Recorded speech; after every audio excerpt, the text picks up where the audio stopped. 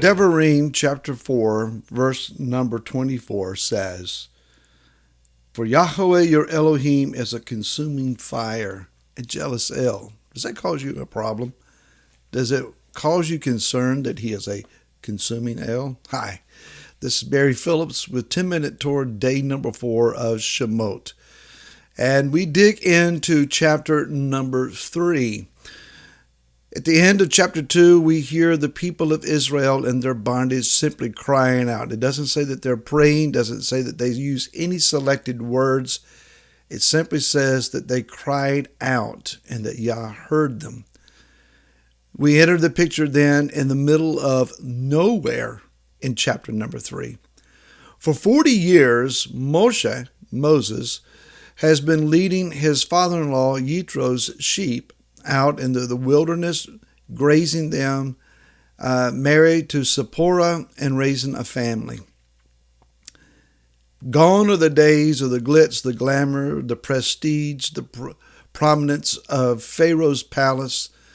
It's a faint memory, perhaps, of him trying to defend his people, of the Hebrew race and culture, and being rejected.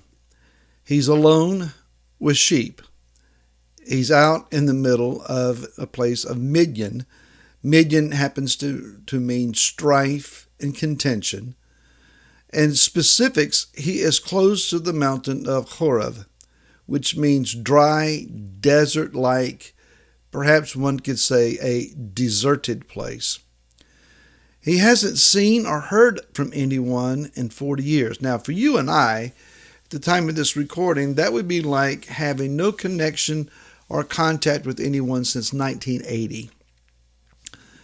1980 happens to be the year that I graduated high school, a long time ago.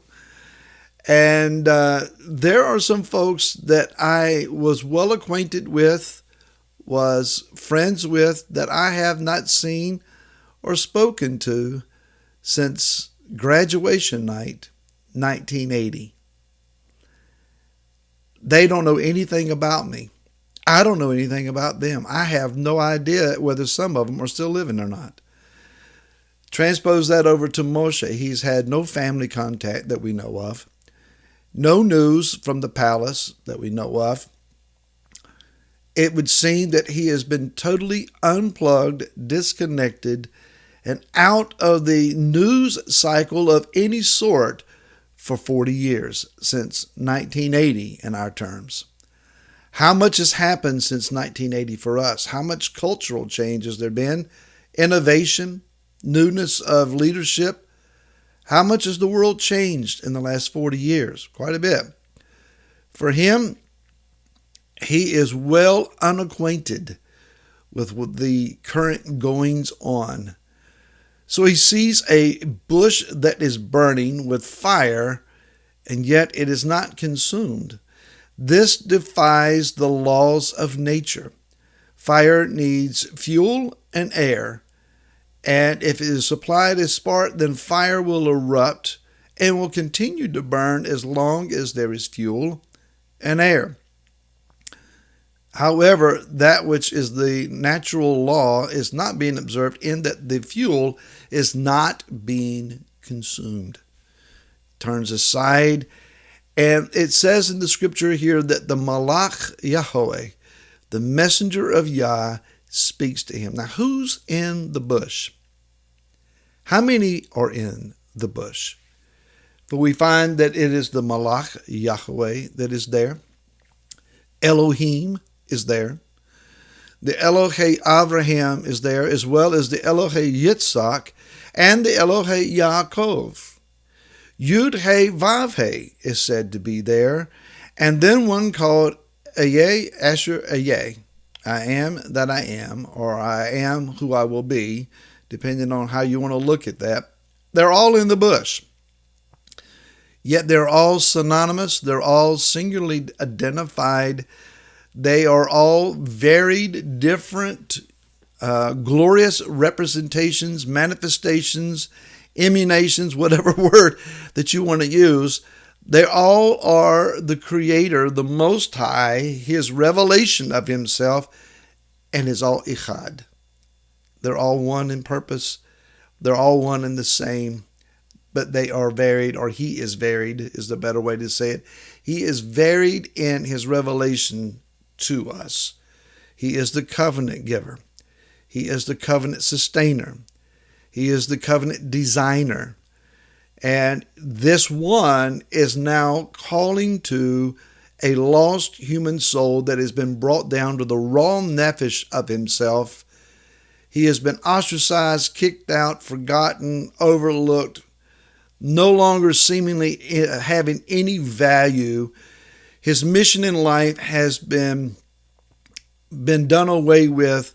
He yearned to be a heroic deliverer, but now he's just a lost shepherd, a father, a husband, a son-in-law, and not much else. But Yah has a plan for him. He sees a fire that is burning without consuming.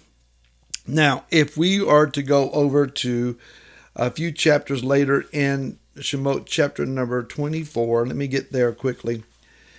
It says in verse number 15 and following, and Moshe went up into the mountain, and a cloud covered the mountain. This is the same mountain, Mount Horeb. And the esteem of Yahweh dwelt on Mount Sinai, and the cloud covered it for 6 days. And on the seventh day he called to Moshe out of the midst of the cloud. And the appearance of the esteem of Yahweh was like a consuming fire on the top of the mountain before the eyes of the children of Israel. And Moshe went up into the midst of the cloud, went up into the mountain, and it came to be that Moshe was on the mountain 40 days and 40 nights.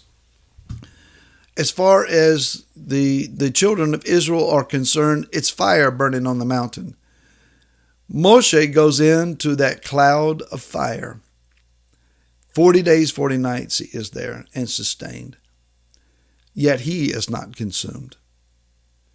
It's an amazing thing that this same fire of Yah that envelops and surrounds, ignites something inside Moshe, does not consume him. Yet this is the same fire that erupts powerfully against Nadav and Abihu later on in this drama and narrative, and they are instantly consumed. How is it that Yah's fire can burn, consuming one but not another?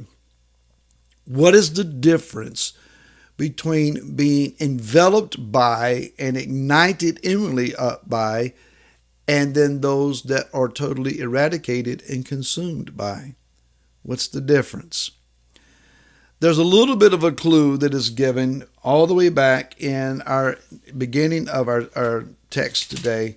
In chapter 3, it says in verse 5, and he said, do not come near here. Take your sandals off your feet, for the place on which you are standing is set apart ground.